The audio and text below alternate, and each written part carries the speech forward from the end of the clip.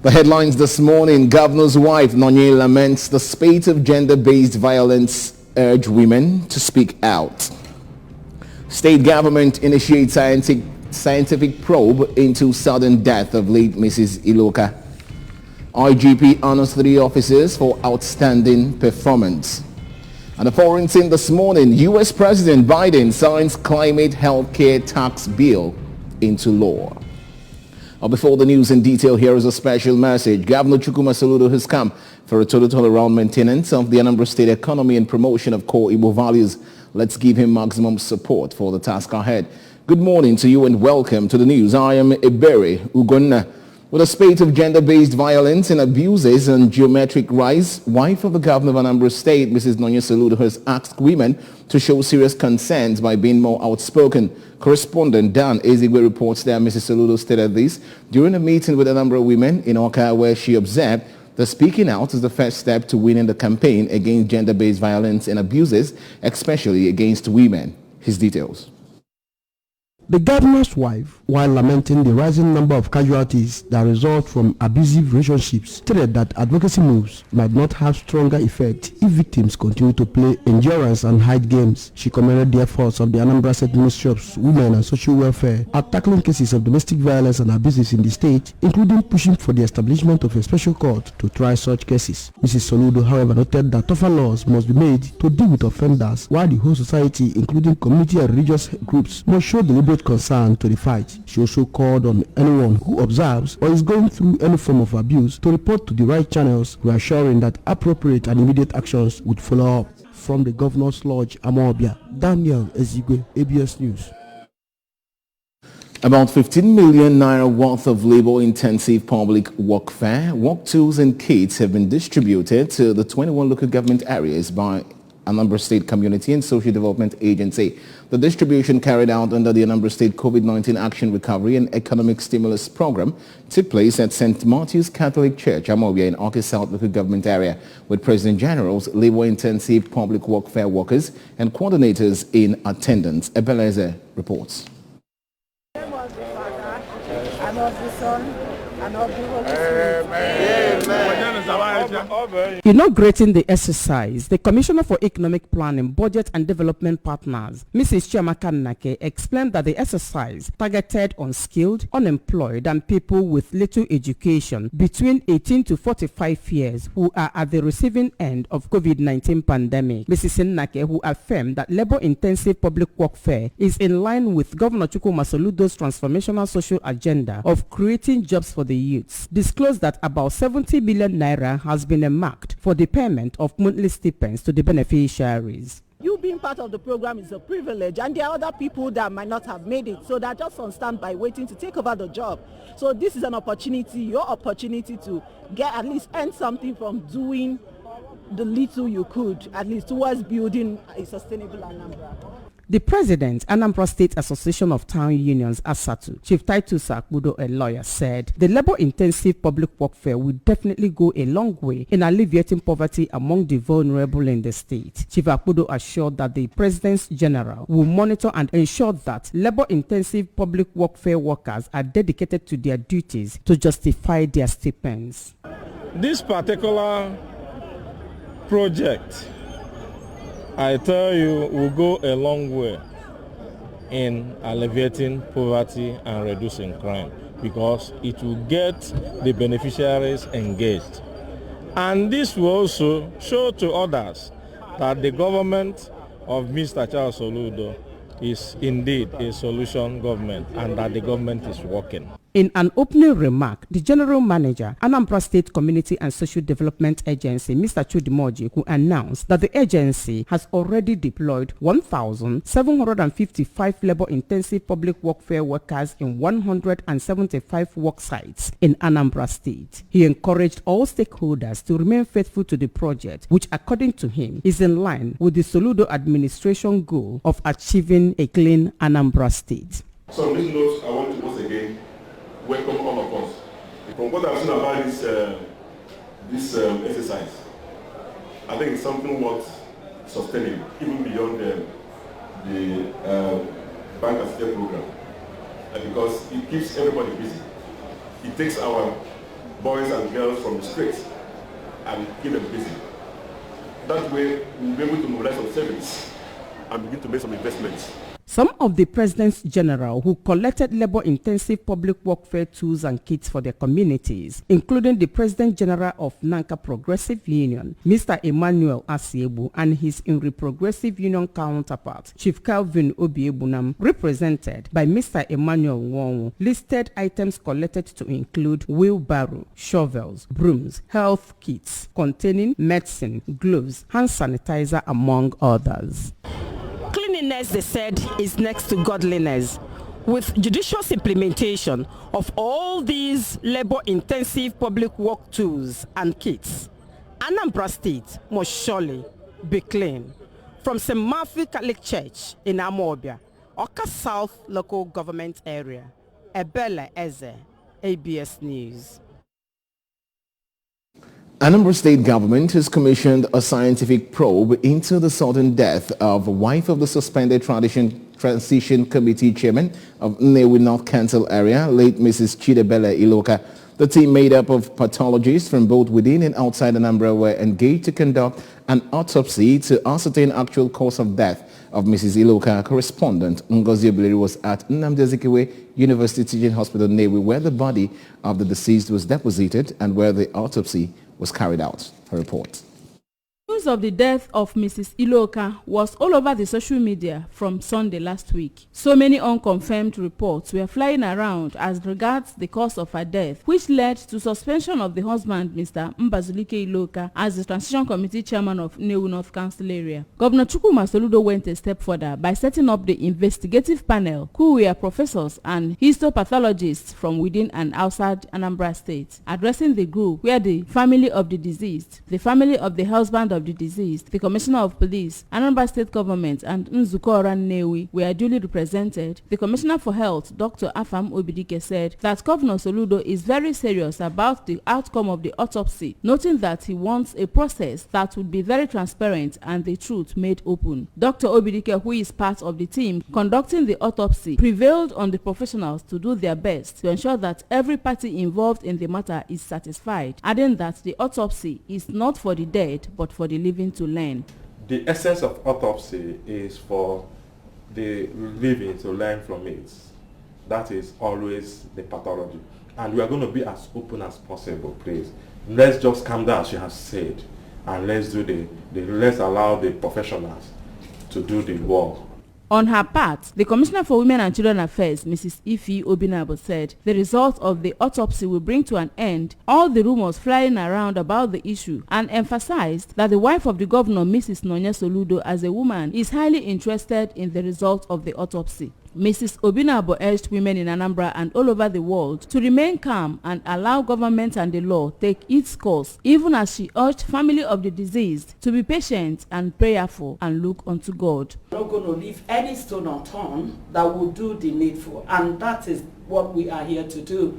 So you relax, like I said before, and be rest assured that the governor of Anambra State, in the person of Professor Charles Chukwuma Soludo, is out to make sure that justice is served.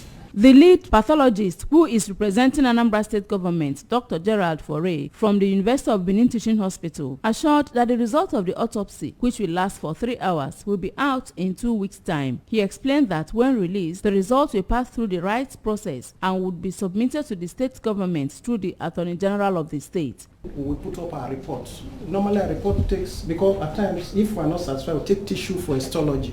So reports may come out at least 2 weeks after today, which is by the month ending. The team of professionals later paid a courtesy visit to the Chief Medical Director of the hospital, Professor Joseph Obuaja, and was received by Chairman, Medical Advisory Committee, CMAP, Nnamdi Azikiwe University Teaching Hospital, Associate Professor Ejiofor, and other Deputy Directors of CMAC. From the Nnamdi Azikiwe University Teaching Hospital, Nnewi, I am Ngozi Obileri for ABS News. Moving on, a number of youths gathered in their numbers at Professor Dora Aquila Women Development Center, Awka, to join their counterparts to commemorate this year's International Youth Day. This year's celebration was unique as different youth organizations in Anambra, including the Ohanese Ndibo Youth Wing and National Youth Council of Nigeria Anambra State Chapter, Asatu Youth Wing, Church Youth Organizations, Uniformed Organizations, National Youth Service Corps and Corps members, among others, gathered for the celebration. Correspondent Njideko Okoye, who covered the celebration, reports that this year's celebration has its theme as International Solidarity, creating a world for all ages. Her report. In his speech, the Anambra State Commissioner for Youth Development, Mr. Patrick Agamba, noted that the celebration provides the opportunity to raise awareness of arrays of issues that face youth across the globe and to celebrate their achievements. Commissioner Agamba stated that the target of the present administration is to create at least 130,000 private jobs per annum and 1,000 youth millionaires every year, noting that the ministry has strategically positioned itself to drive the policies and agenda of the present government. The Youth Commissioner said that in line with the state government's plan of pursuing the vision of a livable and prosperous Anambra State through community-based approach to youth development, the ministry has created awareness on its line of action for youth development by bringing all stakeholders in the communities together to be on the same page and called on youths to join hands in making the transformation agenda of Professor Chukwuma Soludo to work for the common good of the society.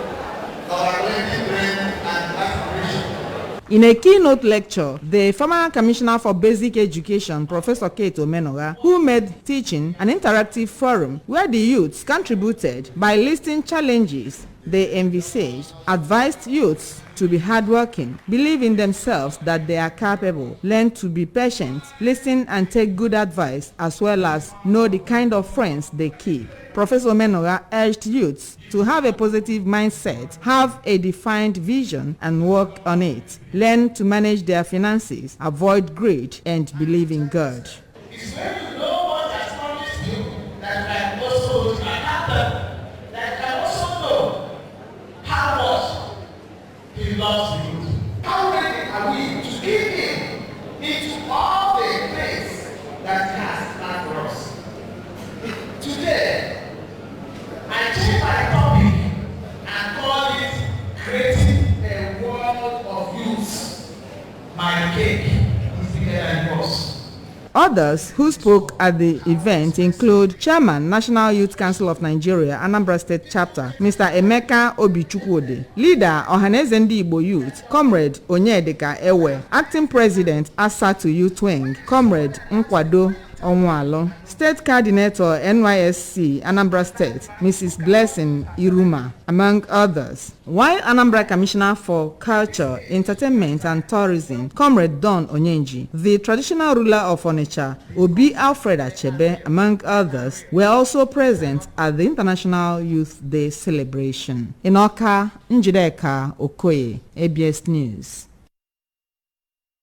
Moving on to our national stories now, the Inspector General of Police Usman Alkali Baba has honored 3 officers from across the nation who have been exemplary in their line of duty. The police boss also directed the issuance of commendation certificates to the officers for distinguishing themselves despite the many challenges of policing the nation. This was contained in a statement signed by Force Public Relations Officer CSP Olumuyiwa Adejobi on Wednesday. One of the officers honored as a divisional police officer in charge of Nasarawa Division in Kano State, SP Daniel Itse Ama.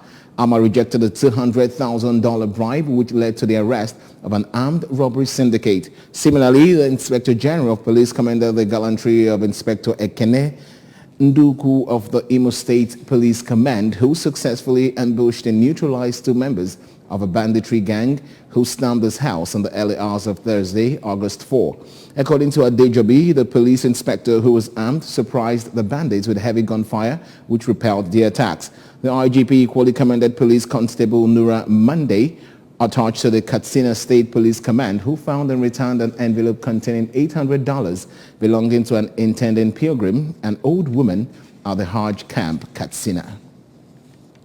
On the foreign scene, U.S. President Joe Biden has signed a $70 billion bill that aims to fight climate change and healthcare costs while raising taxes mainly on the rich. The act includes measures to make good on decades of congressional promises to curb the price of prescription drugs. The final version is more modest in scope than the $3.5 trillion package first envisaged by Democrats. A flagship of Mr. Biden's agenda, the bill could provide a boost ahead of the midterm elections. Voters casting their ballots in November will decide whether Mr. Biden's Democrats retain control of Congress for 2 more years. The president hailed the bill as he signed it on Tuesday as the final piece of his domestic agenda. The package invests $350 billion to fight climate change, the most significant federal investment in history in the issue. And on sports news, FIFA's decision to suspend India's Football Association has cast a shadow over the future of sport and its players in the country. The ban, which was announced late on Monday, may prevent India from hosting the Women's Under-17 World Cup, which was set to begin on 11 October. On Wednesday, India's Supreme Court asked the federal government to take proactive steps to ensure that the suspension is lifted and the World Cup goes ahead according to plan. FIFA said it suspended the All India Football Federation, AIFF, due to undue interference by a third party. This occurred after India's Supreme Court disbanded the AIFF in May and appointed a 3-member committee to govern the sport. But FIFA's rules say its members' federations must be free from legal and political interference. While the suspension doesn't apply to domestic tournaments, it will affect India's participation in international matches and tournaments. And that's it on the news this morning. But remember that you can follow news and programs on ABS from any part of the world by liking our Facebook page at ABS Radio Television. Subscribe to our YouTube page at ABS Television. Okay. Follow us on Instagram at ABS Radio TV. You can also log on to our website at www.absradiotv.com. And just before we go this morning, a quick look at our major stories. Governor's wife, Nonye, has lamented the spate of gender-based violence, urged women to speak out. Our state government has initiated scientific probe into sudden death of late Mrs. Iloka. The IGP has honored 3 officers for outstanding performance. On the foreign scene, we brought to you that U.S. President Biden has signed climate healthcare tax bill into law. Here is a special message again before we go. Governor Chukwuma Soludo has come for total turnaround maintenance of the Anambra State economy and promotion of core Igbo values. Let's give him maximum support for the task ahead. And that's the size of our package this morning. Many thanks for joining the bulletin. I'm Ebere Ugonna. Good morning. Anambra continue shortly. Please stay with us.